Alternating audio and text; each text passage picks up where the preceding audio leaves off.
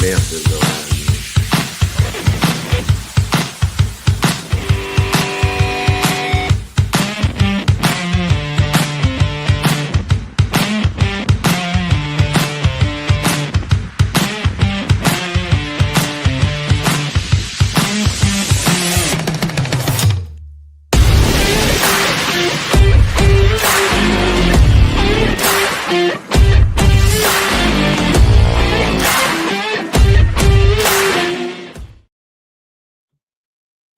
Good afternoon, everyone. Welcome to Office Hours episode 785 or so. And Blaine Bartlett does not look a day older than when we did episode number 1 together.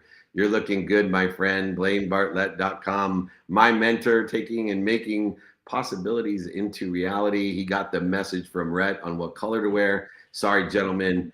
I blew that as well. But Rhett Powers, he is a powerful partner of mine. RhettPower.com. The father of Max and Willpower.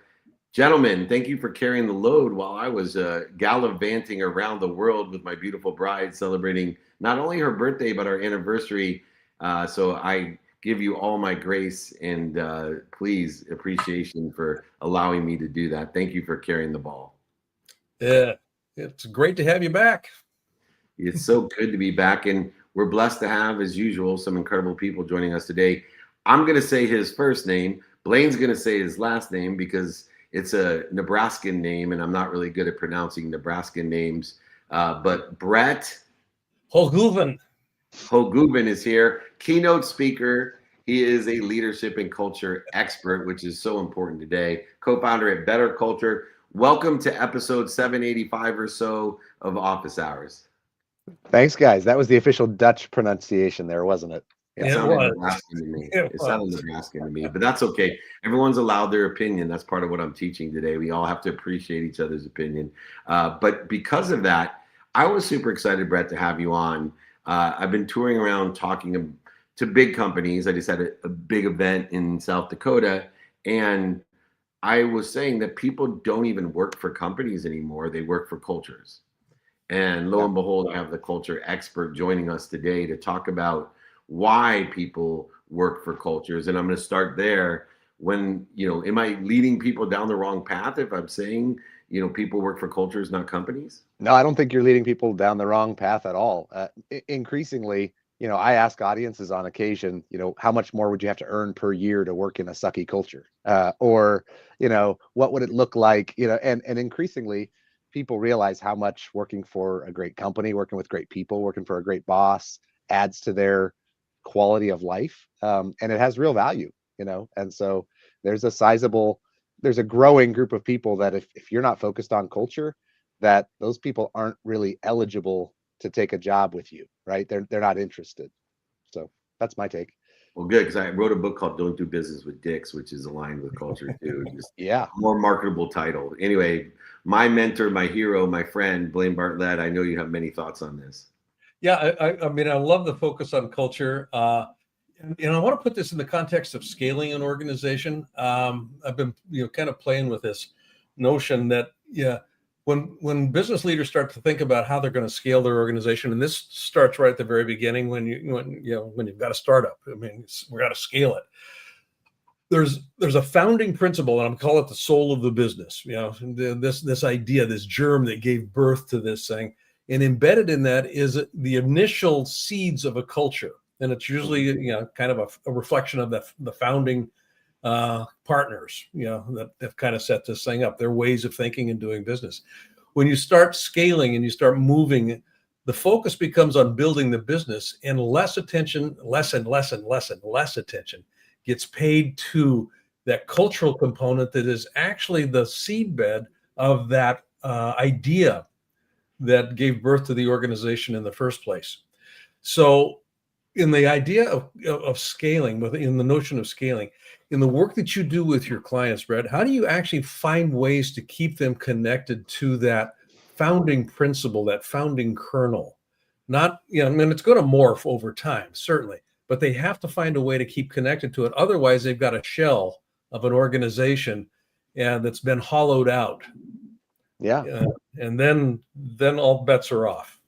I agree. And there's a certain subset of organizations of founders that either keep culture a priority or they realize fairly quickly that, we better make this a priority, right? Yeah. And there's another subset that sort of loses it. They focus on operational things until, they get acquired and they just sort of lose the heart of the culture. When you think about culture, I like to think of it, culture should be intentionally built in two important ways. And way number one is from the top down, like leadership, right? What do leaders need to say and do and believe to create a healthy culture? But there's a way that a lot of people don't really think about and understand, which is the influence that everybody has on culture, which I like to think of as more bottom up. And a lot of organizations, they don't take intentional steps to help their leaders understand really what it means to be a leader, not just a manager. And they certainly don't really equip their people with practical, regular, everyday sort of continuous development on how to sort of be a better human.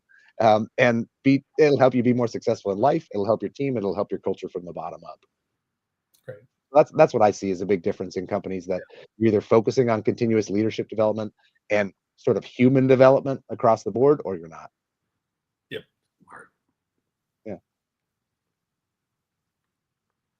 Oh, I think you're the mute, Gigi. I forgot my lip reading AI, or I could help you out there. It's funny, Brett. I put on my lip reading AI. I put like a Mickey Mouse voice, so it would have been freaking awesome. Oh, that would have been great. Brett talking like Mickey Mouse, or Ulysses S. Grant. That would be good too. But I couldn't find his voice. That would work too. Rhett, I think you're still muted, Rhett. Oh, your earpieces. All right, I'll fill in since Rhett's been filling in for me for like 3 months now. I'll do my best to do a Rhett imitation. In the process of building a culture, there are some bad eggs, and there has to be a timing as you build a culture and you build a company in synergy to one another, that you can't just extricate immediately a bad egg. And have you seen cultural ways to create a better culture? Can you change a bad egg? Do you let them fall away? What are some of the strategies when you have a bad egg within a good culture? Man, it's important that you address it, right? So I like to think of a culture. I'm kind of a math and numbers guy, so I run a company called Better Culture, but I was a civil engineer originally. And I think of a team and a culture, no matter how big, this could be 10 people or 10,000, as a distribution, right? A normal distribution of employees. And if you could think of it as their talents, their skills, their culture fit, etc. And you've got some that are amazing, that are rock stars, that are perfect, that are near perfect. And then you've got some that are really struggling, that are bad fits, that are bad culture fits. And if you want to drive your culture forward, you have to shift the curve. So that could mean getting better at hiring stars, etc., growing the people in the middle, or ridding yourself of some of those vacuums, some of those toxic people, some of the folks that are pulling you down. As far as timing, I think that the right time to do it is always to be willing to have those conversations, to push people to figure out who's not a fit, to help the people that are struggling grow and succeed, and really creating a culture that's getting stronger every day is a function of how often do you work on it, right? Like there's several ways to try to get better. One is to be a brilliant leader all the time and always say and do the perfect thing at the perfect moment. You can try that. But actually, you'll be more successful if you just do something that's pretty good, like every day, to push people, to help people grow. Those are the teams that make more progress. It's not about perfection; it's about consistency. That's so true. I've been mediocre, but every day mediocre for many years, and it gets sometimes below mediocre, but I do it every day, and I get tremendous results. And one other secret that I learned is when you have an asshole in your company, just get them a job with your competitor. You get a duplicate there. So give them a high recommendation. Tell them, man, this guy's amazing, and pass them off to your competitor. Anyways, that's a good idea. Yeah, Brett and Blaine, say his last name correctly. Oh, I thought you were talking about Rhett. I'm sorry. Okay. No, Brett. You gotta say his last name. How do you say it? I'm gonna get the guttural G in there too. All right, good. All right. Anyway, Brett's here with me. He's out of Nebraska. He is an expert in leadership and culture. Everybody needs to reach out to betterculture.com. Who doesn't need Better Culture? The co-founder of Better Culture, please promise us you'll come visit us. We have many shows. We need more insight on how to build these better cultures. What a great value it brings to everyone. Thanks, Brett. That'd be awesome. Would love to. Thanks, guys. Yeah, good job. All right. We are rocking and rolling. Hopefully we got Rhett's volume back. And Matthew Kim, I can say his name this time. He is the CEO at sureco.com. Welcome to Office Hours, Matthew Kim. How you doing there? Are you guys able to see me there? Awesome. We can see you and hear you, and I can pronounce your name correctly. So I'm 3 for 3. I'm feeling great here. There's so many different nuances in technicalities and running a business, and Sureco provides a great opportunity in probably one of the greatest benefits in business and understanding individual healthcare and the reimbursements of that. And you guys have raised some money, and helping people to improve American healthcare seems to be your mission. What were some of the challenges that you guys were solving that allowed you to raise this money? And I know you have over 20 years experience in entrepreneurship to pick the right technology in the right area to help, especially California's agencies.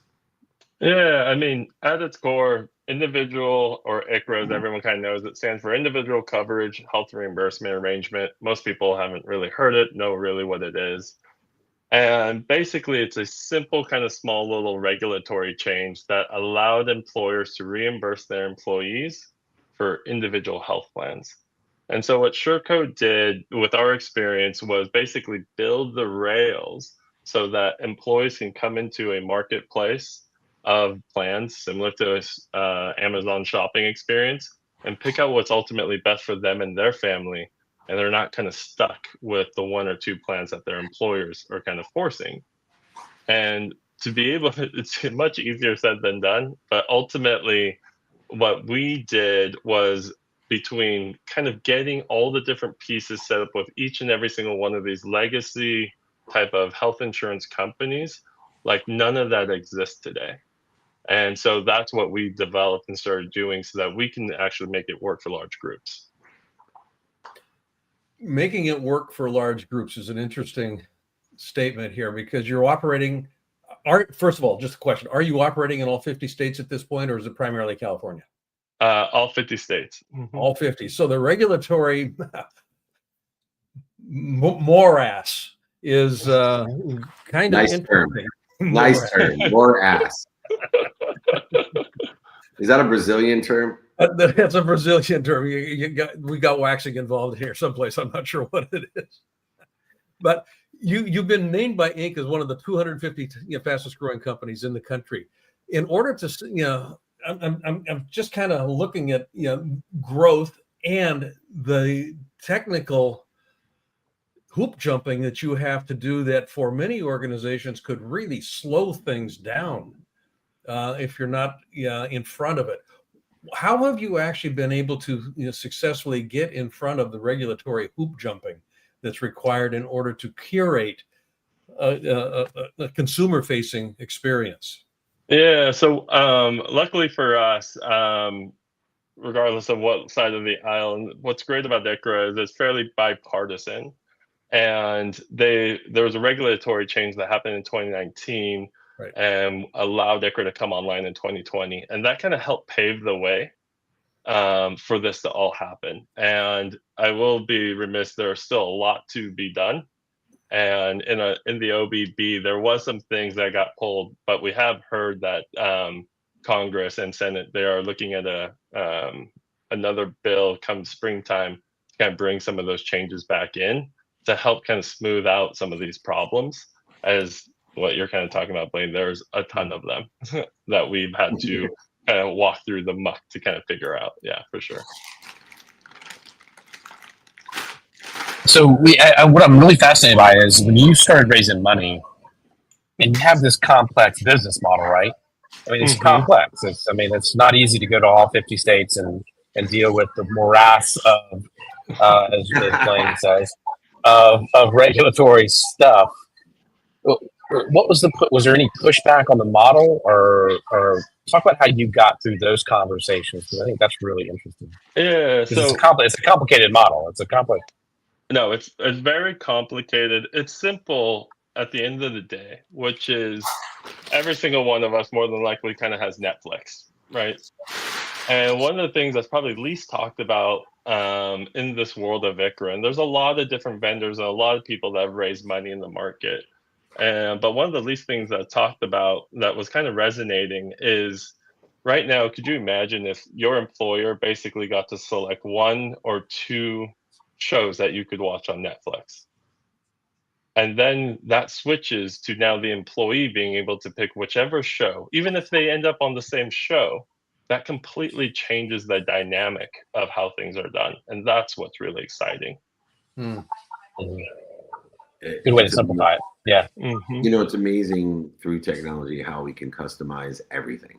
And whether it be in the health field, how we have, and one of my friends who Blaine's very familiar with, this customized ways of healing us and customized ways to solve these problems. You know, my insurance, you know, car insurance, you know, I'm just blown away. It's individual to me. It's, you know, paid by the mile. And Mm-hmm. it blows my mind how we're able to provide so much value. And one of the things I enjoy about being a little longer in the tooth or more experienced is I really find that people our age, meaning the 3 middle-aged white guys that you're looking at, we have an extra blessing in life is we can put things into context. And you know, I know that there's some younger people thinking about, you know, of course Sureco exists and all the benefits of Sureco, but when we're listening to it after all the years and struggle with health insurance and reimbursement of health insurance and individuality, you know, everybody's paying for everybody else because, you know, there's some 25-year-old paying for some 70-year-old with 5 kids and 6 grandkids. So I really just want to appreciate and elevate the awareness to what value your company is bringing, which is why it got funded and which is why it's going to be successful. And I want anyone young out there to realize, don't take this stuff for granted. You know, I remember, and I'm sure you guys do, just getting a paycheck and having to go with everybody else on a Friday after work and stand in line for an hour and a half to get your money because you're living paycheck to paycheck if you're young enough. No, absolutely. I remember they came out with a bank machine and ATM, and I thought that was the greatest technology that ever existed because I could deposit my check. And now today, I take like a picture of it, and the money's like in my account, and I'm selling it to Matthew to invest in his company. It's amazing. So anyway, I just wanted to appreciate what you're doing at Sureco. Anyone that can customize, personalize something like health insurance is going to have a major impact in our country specifically as well. So thank you, Matthew. We look forward to having you on more shows. I'll invite you to SoFi. We'll be back up at SoFi Stadium, and my office is there and my studios. Would love to have you join us and answer some questions, do some more content with us if that sounds fair. Absolutely. Awesome. Thank you. Congratulations. Absolutely. All right. We got great executive here, the CEO at Sureco.com. Check it out. You can individualize with big companies just as if you were an entrepreneur like these 3 fellows. Anyways, we are rocking and rolling on Thankful Thursday. This is my group that I'm most thankful for. Our final friend here is Owen Barrett. I can pronounce that as well, out of Utah, CEO at Shine. My friends are shining. You are shining. Welcome, Owen, to Office Hours. Yeah, thanks for having me. So we're talking about individuals and individuality and providing value in the individual capacity. Shine, actually, in its own way, is allowing people to have their own control off the grid of another, like health insurance, mass difficulty, which is energy. And to be able to, through your own apartment and owning apartments, to be able to not only help our environment, but utilize a great way to help apartment owners monetize on-site solar. Yeah, it's a great way to explain it. I think, in today's environment, with just the energy demand we're seeing from AI and prices going up sort of indefinitely, it's even more important because energy is often one of the biggest burdens on LMI individuals. So giving them the ability to reduce that burden is just, it's an incredible opportunity. With the way that you're positioning this, because this is solar, as I understand it, you're moving energy back up to the grid. And it's more so used in real time, sort of for base load okay, that was going to be at the apartment unit level. Yep. Okay. So, the monetization side of that, how are you working that so that it's actually attractive to the consumer? And because I'm looking here at rebates disappearing and that sort of thing, which positions, what we're doing as a bit of a challenge today. Yeah, no, I agree. So if you're a tenant in one of our communities that we work with, you may be paying $100 a month to the utility now. Post solar, you'll pay $50 a month, but you'll pay the owner $45 a month or some portion of that $50 savings. So through that mechanism, the owners are able to justify that upfront investment because now they're monetizing the energy going towards the tenants. That problem is called the split incentive problem, and that's held up the multifamily industry forever to adopt technologies like solar. So smart. That's good. Brad, you're muted. Sorry. I'm batting 1,000 today, aren't I? No, actually, you're batting. In baseball, you're batting 333, so you're fine. You're an all-star. You're an all-star. This is the MLB office hours MLB edition. You're Tony Gwynn, buddy. You're fine. Thank you. So how do you get your consumer, how do you get your tenants to understand this? I mean, I'm curious, this is like, what is the conversation? I'd love to hear how you sell this to them. Yeah, I mean, the first step is getting the owners on board, because if we don't get the owners on board, then we don't even have a conversation with the tenants. But once the owners on board, we'll throw pizza parties in the leasing office. We'll go door to door at properties to sort of get the word out, because we do need tenants to sign what's called an interconnection agreement with the grid that allows us to install the solar. And it's as simple as just explaining to them, you're paying X now for electricity. We're going to come in, we're going to install solar, and your electricity bill is going to go down. And how much it goes down is really up to the owner in terms of what percentage of the savings do they want to share with the tenants. But it's a pretty easy conversation because everybody is very familiar with their electricity prices going up over the last 3 to 4 years. And now we're seeing pretty consistent 10 to 20% rate increases year over year. So it's just going to become a bigger problem, and it's going to become a bigger pain point for most tenants. And can I squeeze one extra question in, Owen, if you don't mind? Yeah. It's one of the most fascinating things, like the cloud. I've been involved in the internet for so long, and, I saw a pre-chasm cloud and was trying to figure out, this definitely is going to be an incredible differentiator. One of the areas I see the same thing within the context of energy and solar is storage. Knowing how technology increases exponentially, I don't think people understand the capacity of storage of energy, personal storage at a multifamily or an apartment building. Where do you see energy storage going that will not only continually save money for the tenants, but also decrease the cost over time, as well as those storage units, really can appreciate the value of energy? Yeah, storage is going to be huge. It's not really a big part of the conversation outside of California yet. But as these utilities struggle to keep up with the increasing demand, they're going to turn to storage as a way to sort of offset the increasing demand, because it's faster and cheaper than building peaker plants. The challenge with storage and multifamily applications is you have to know how much energy and when is that energy used at the apartment unit level. And apartment unit data is protected because it's tenant data. What's interesting about our approach is we're installing one small solar system per apartment unit.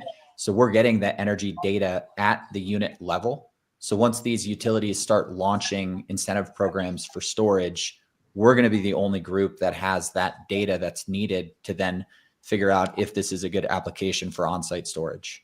So smart. Interesting. That's a great position. And we all know that the solar business is the heart and soul of Utah.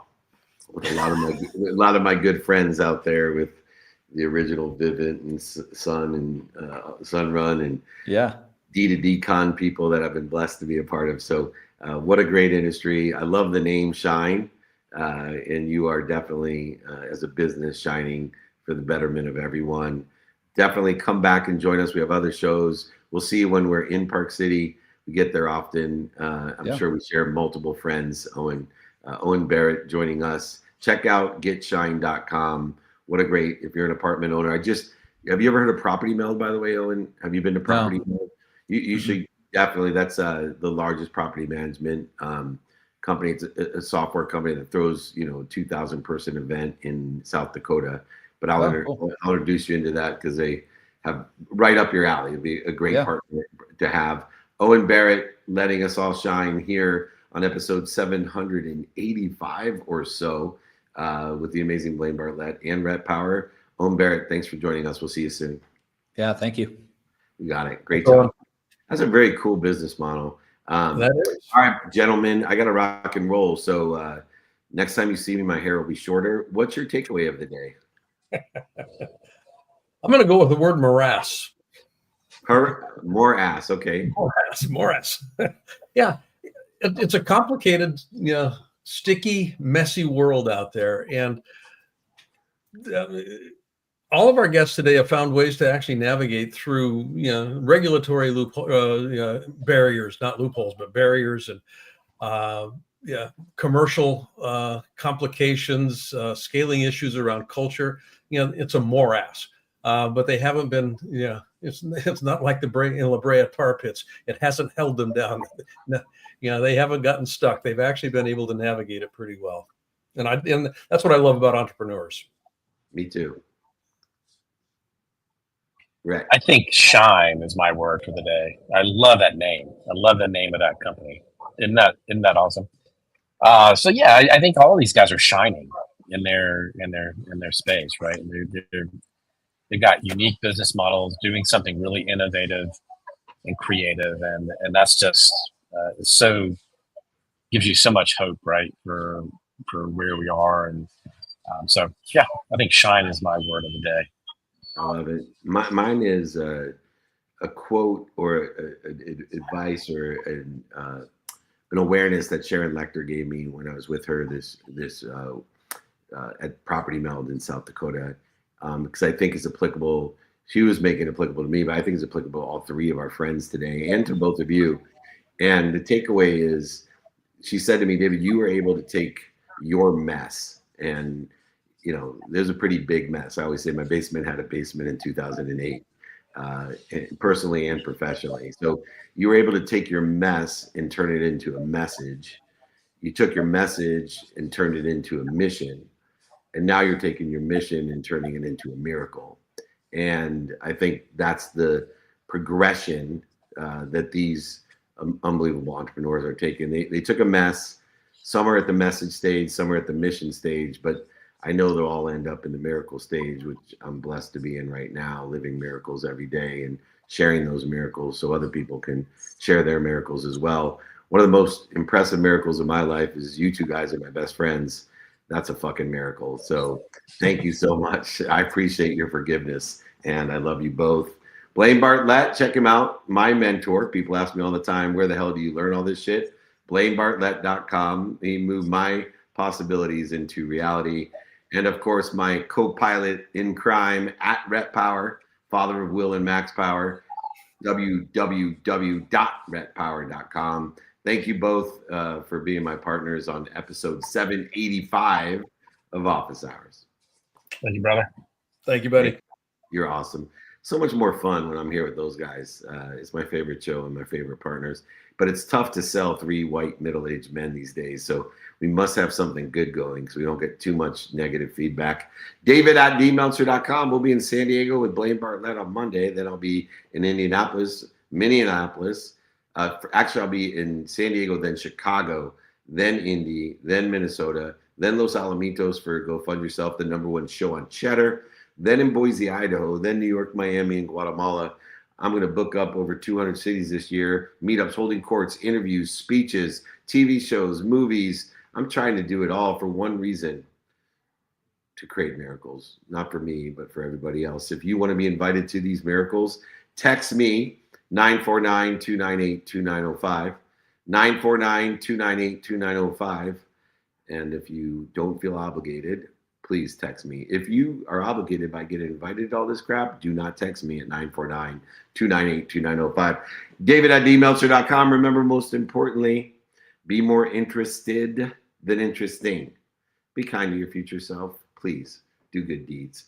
Don't do business with dicks.com. Get your book pre-ordered for a Super Bowl this year, 2026.